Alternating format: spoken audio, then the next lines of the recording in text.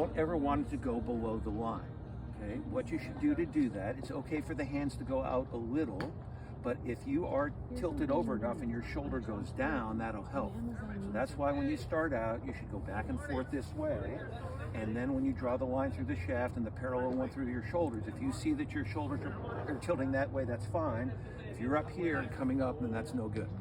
Okay, second thing, once you get the club up above the line like this, if you don't roll your arms, the club is going to want to cross the line the wrong way.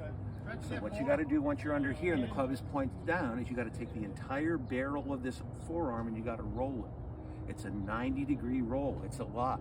It feels like it's opening, but see, your club face is controlled by your grip and your wrist. Dustin Johnson, for example, has a super bowed wrist, but he still points it left because he rolls the whole forearm to make it go over there. So that's the important thing. Now, once you have that and it's up on there, you want to try to keep it on the top line.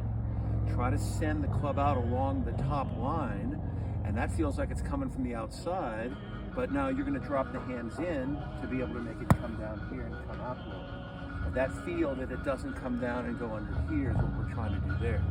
If you're across the line, it's going to come under the line there. If you're here and it's pointed there, you have a chance to keep it on the top line longer. If you're laid off and you try to start it down on that top line, you got a lot of time and a lot of room to go left all you want to go through. The lower the exit, the better. Final thing, don't keep it from closing by staying endlessly ahead. That's when you come out high and you get the chicken wing. That's what's happening in your case. So what you got to understand is if you're going to get out to there, see, the camera can't see my hands right now because I let the club go past me. So that's where you get the speed. That's when you get a lot of whip. If you say, oh, I don't want to close it, and then you just try to stay ahead to keep it from closing, then it's going to go out there and you're going to get the chicken wing. So don't be afraid to point it left.